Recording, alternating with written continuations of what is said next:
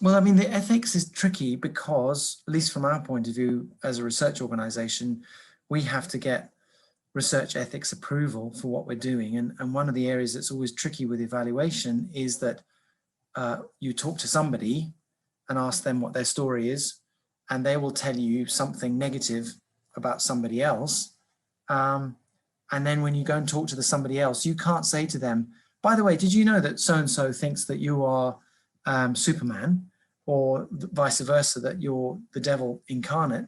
You know, it's very hard to share stories because of what one person might say about another, or one version of events versus another. So that's, I think that's partly where the ethical stuff comes in. Also, when you're reporting back, you can't quote anyone specifically and say, so-and-so said this. You have to keep it all anonymous, which to at some level is quite annoying, because you want to tell people what's going on and who said what and why and so on. So there are some ethical considerations, I think, on those two fronts that perhaps you need to manage. Maybe it's less of an issue from your points of view because you're not necessarily a research organization, but you are facilitators and you have to be balanced and careful and diplomatic. So yeah, that's perhaps one of, or two of the issues that we've come across. James, hi. So I can't figure out how do I raise my hand. So I'll just ask the question anyway. So like you said in the earlier point, where the turnover of people is not like as great, and sometimes they're just completely different faces. Don't you think it works out sometimes in our favor, because it's a different set of people? They kind of show you the current picture in clarity and in in the real sense, than the new the previous set of people who know what they have answered before and what are they expecting to see as a change, and they might answer in a biased way. So does that work out in some ways? I'm not I was just curious. Yeah, you're right. There's probably positives and negatives in some ways. And ultimately, if the bottom line is you're trying to enhance people's capacity or adaptive capacity by getting them involved in participatory evaluation, teaching them how to do it, teaching them how to reflect, does it really matter if they give a different score or they give a different story from the person before? Maybe the most important thing is that they're just involved and engaged and building their capacity as a new person in that system. So sometimes your donor might just have to be happy with the fact that you're just engaging somebody new, and they give a different story than their predecessor, but at least they're involved and they're adapting. So you're right. Maybe in the end, that's the bottom line. Right. Okay. Is that what you meant, Dipshika? Yes. Yeah. Thank Okay. you. Thanks, James. James, there was also something in our group which actually it seems has been picked up quite a bit as well in other groups. It's around the the fact that there might be bias in terms of not everyone being heard, and underrepresentation of certain people, overrepresentation of others, and also these power relationships that are very much linked to that. So I wonder whether I could ask Rishi maybe to expand on that, because there's a nice example from him on that topic that maybe you could then discuss, James. Thanks, Juliet. You captured it quite well already. So basically what I was referring to is that when we are looking at participatory evaluations, then obviously sometimes people who are already higher up in the social strata, who already hold positions of power or influence, they can very naturally become your natural allies and take away a large chunk of what you're doing. So the voices which are already marginalized will not be heard. So that I saw could be a big limitation of a participatory process unless it's actively mitigated. That was one I was referring to. Yeah, Rishi, we discussed it in our group as well. Politics and power at that local level, particularly when you bring people together in a group, is always tricky, but you know that anyway. And I think, was it Janaki said, maybe the best thing we can do is make sure we're aware of these issues before we go in, rather than being shocked when we get there, and understanding the dynamics so that we can filter what's going on. We can't change it necessarily, but we can filter the results. I think if you're online, Janaki, I think that was what you said. Yes, that's what I said, James, that we can probably be the filter. That is, we can always hear two sides of this a coin and sort of be the filter to remove or understand the context of politics. We don't always have to sort of change the dynamics or involve in it, but perhaps just observe it and take it into account.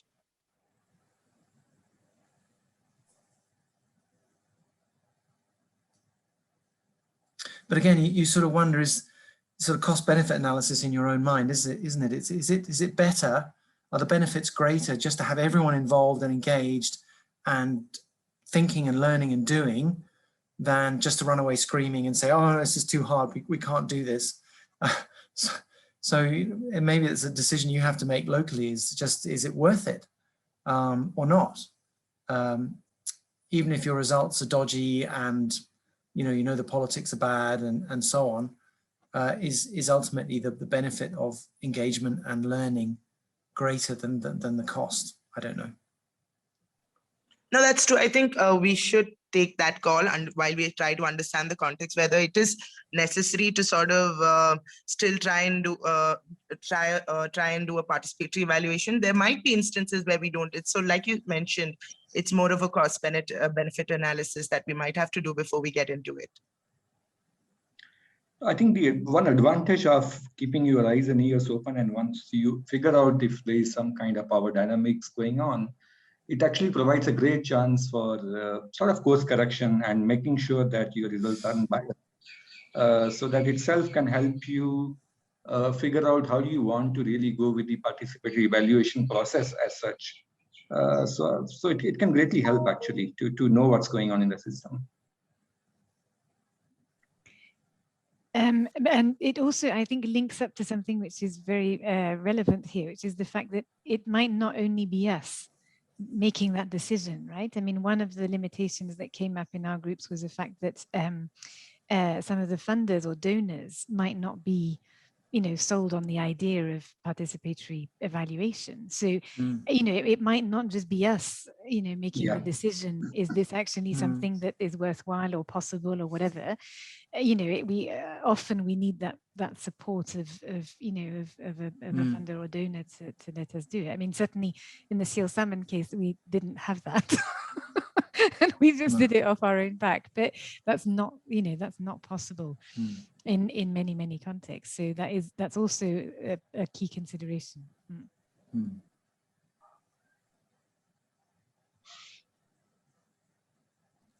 Well, so maybe now that we're really down on the limitations, should we? Yeah, let's give up. Should we move to all the suggestions on how to manage these limitations? No. Okay, good. Oh, good. There are quite a bit of suggestions here, which will make us all feel better about this.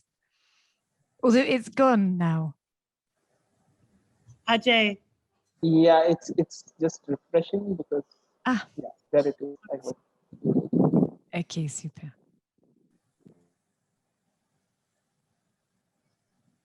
Just talking about underrepresentation, our team talked about how to maybe deal with that through knowledge about it's going on, control, and through the different power dynamics are going on, but also one can bring different groups together separately in a safe space where to get information and also understand our power over the respondents too. So it's not only within the community, it's also us as evaluators. And then trying to create safe spaces for sharing. That was one thing we discussed. I don't know if our team member, if she's still here, from Mongolia. Yes, because Justine, these seem to now be by breakout groups, right? Yeah, Kaliun, if you could share more. On what? Share? More about how to get information from different groups in the community. Or never mind. Don't worry. I don't want to put you on the spot. I'm just nervous. Or maybe it was someone else in our group. And anyone in our group have anything else to share maybe about how to manage these limitations? I think it summarized really well, Justine, with what you said.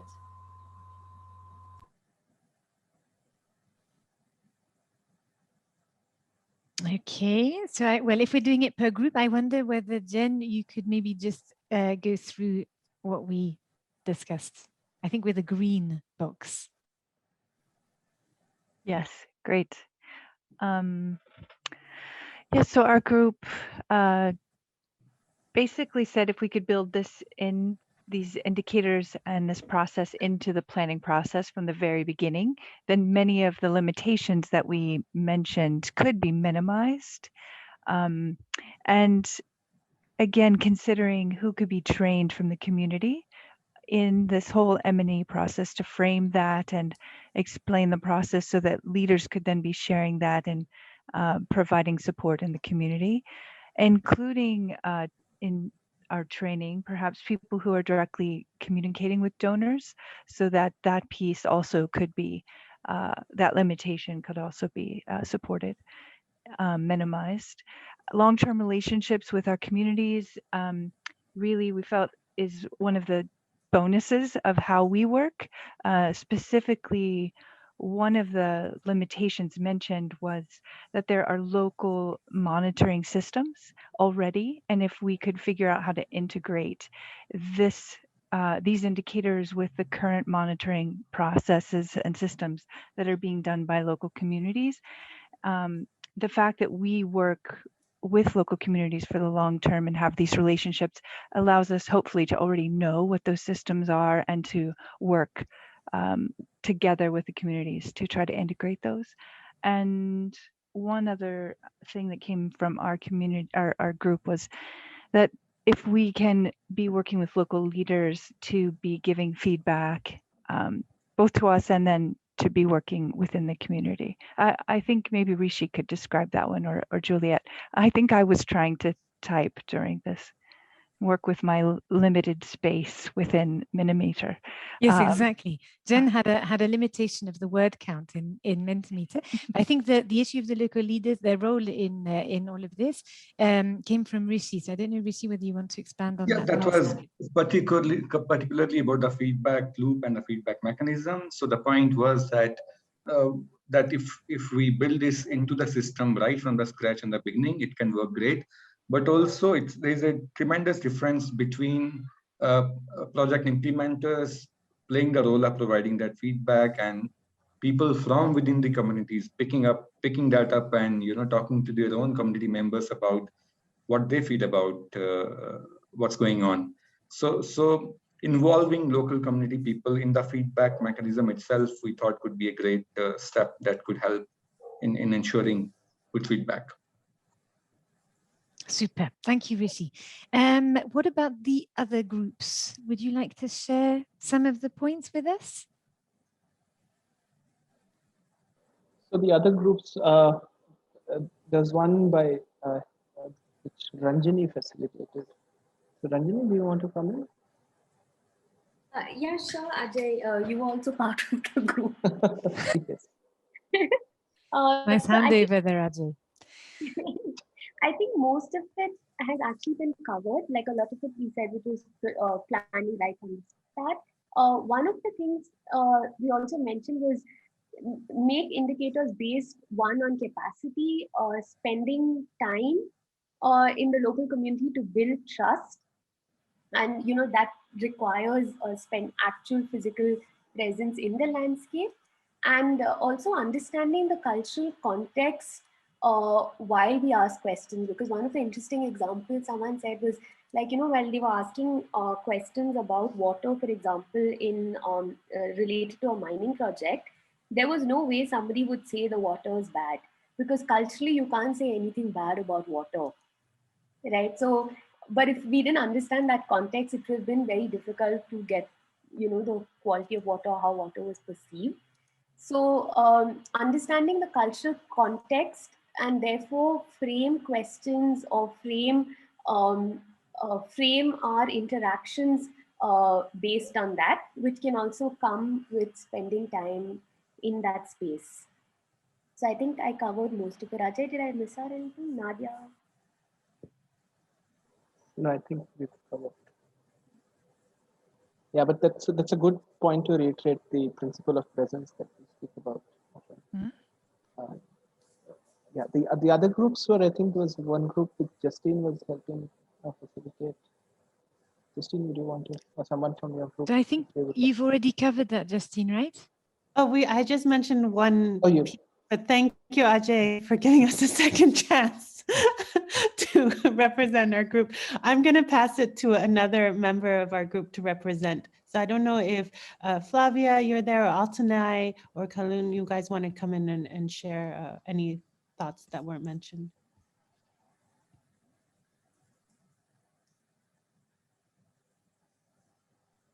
No. No, I'm okay. I'm okay with what Justine shared. Maybe Altanai has something extra she would like to add. Not really. Our group we're done. We're good. Thanks, Okay. Julian. Cool. James, any thoughts on this? Yeah, no, I was just looking at one of those. There's an important word there which I didn't talk about, but I think you've picked up on, obviously, and that's the whole issue of triangulation.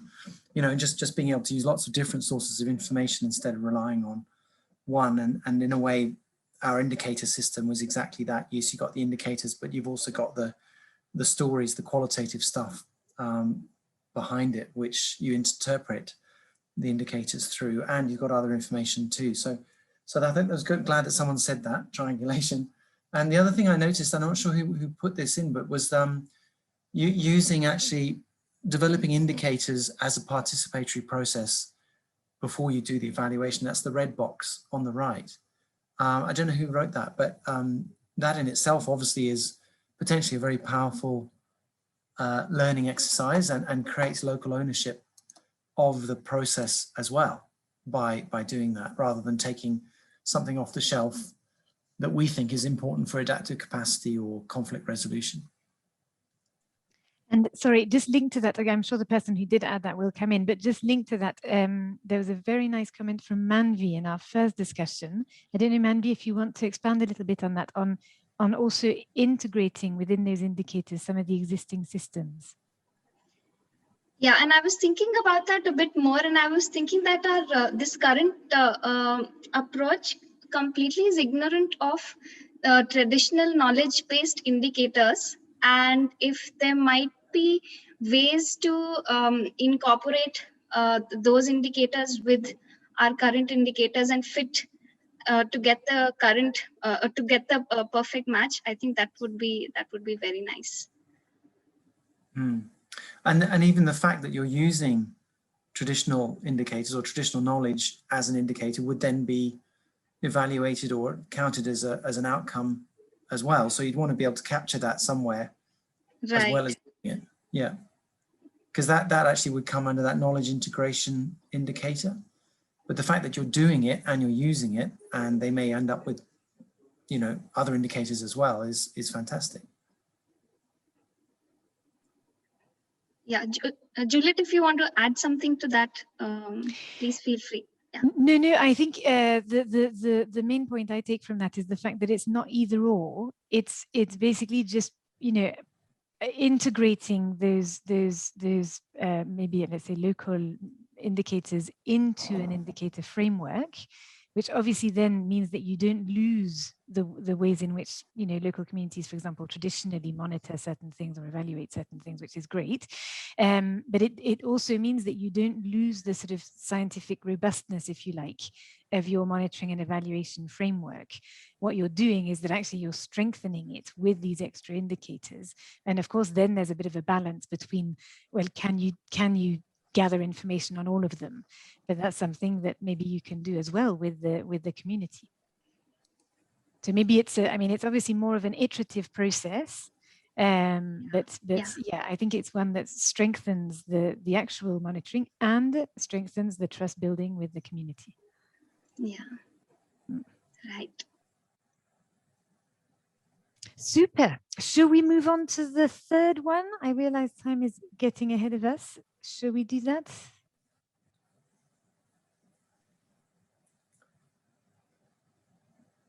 Okay. So as we've not got a huge amount of time, maybe Ajay, would you like to very quickly run through some of the main points and then we can have a quick discussion? Yeah, so I think again, we have each group. So a lot of them seem to say meetings, workshops, training. So first group says through identifying local institutions that are already active in the community and discuss information with these institutions. So, so that is followed by plans. So it's part of the project, local use of local media, newsletter, community videos through the government stakeholders and other respected authorities, through religious institutions and communication champions. Again, I think another group says workshops, reports, local language evaluation led by the community. And the final group says annual meetings, trainers, training of trainers, I'm guessing that's what they mean, communication strategy for different stakeholders. These are some of the Super. Thanks, Ajay. James, anything you want to pick up on here? Yeah, the only thing I was going to add to that is, it's in there anyway, but just to make it more explicit, I think, is this idea that we almost need to be generating what I would call knowledge brokers in the community, the leaders who know these methods, who can coordinate, feed the information back, as well as gather it. And I think that comes under the training the trainer, you know, which we've suddenly realized is incredibly important. And so we're designing this knowledge brokering training, as you may remember, to try and support people like that. And participatory evaluation is one of the skills that we think, well, we don't just think, we know because they want it, they've requested it. It's one of the primary things that our brokers have asked for. So I think couching this back in the knowledge broker discussion that we had a few months ago, I think is quite useful as well. It's nice when it all comes together, James. Oh, yeah. Okay, good. Well, this is all very, I think, very encouraging to see. I wonder, Justine, whether you want to add anything in terms of the whole course before we wrap up. Just wanted to share in terms of knowledge brokers, we can share a link to that James actually presented with a separate group a few months ago. So we can share information about that if anyone's interested. But otherwise, I think thanks to everyone, our trainers, our participants for sharing, and it's great to learn from different people's experiences, and feel free to send feedback. And the Google groups will stay active, so you can always write to the team and share, you know, different experiences with each other. Please feel free to use that, because, and if you don't want to be part of the Google groups, you can always leave it as well. So that's all I wanted to share. And yeah, good luck. I think Becky was asking for, I think, a paper about those indicators. So I'm not sure if that's in your list. But anyway, Juliet, I'm sure you know where it is. And so Justine had already shared it via email, but it will be added to the Google group list of papers that we will put on a sort of reading list if you're interested, and also we'll add the papers in there in themselves so that you don't have to have access to them, etc. So that's we're hoping to do that next week, Justine, but we'll send you an email about it anyway once it's up and running. Yeah, and Ajay has kindly reminded us to have a final "what stuck with you" kind of response. So please click on the Mentimeter link he's just shared in the chat and write any final thoughts related to this session or wider sessions. It really helps us see, you know, how this goes. Yeah, and we'll share the next week some more tools. But we hope to have these conversations continue because it's not one off. And one option we had discussed very early on is if a team had a program they did want to evaluate or monitor, we as trainers were willing to join you in the discussion of how you could do that as a separate workshop. But that was only on a needs-based. So if that is of interest, please do contact us and we can set that up. I think that was all, Julia. Yeah. Great. Wonderful. Thank you very much, everyone. Let's go and do the what stuck with you and have a quick look at that. So if everybody could add your comments on what stuck with you, that would be great. And then maybe Ajay, you could share the results.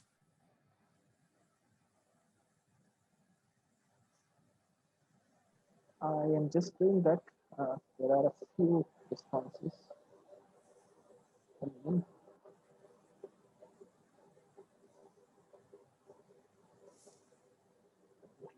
So the only hiccup of not having an account is that you need to keep refreshing it all the time. Ah, yeah, of course. Do you want me to share, Ajay? We can see it live. Yeah, that might be more. I'll stop sharing. But yeah, it might be better if Justine does that. Justine, can I? Sure. Here we go. Super. Maybe Juliet or James, you guys want to go through some of these points? Yeah, I was just wondering, this is really possible? Should there be a question mark at the end? In other words, is this really possible? No. Or is it a positive response?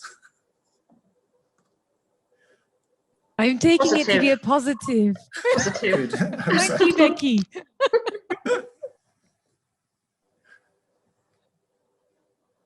James, do you want to go through it?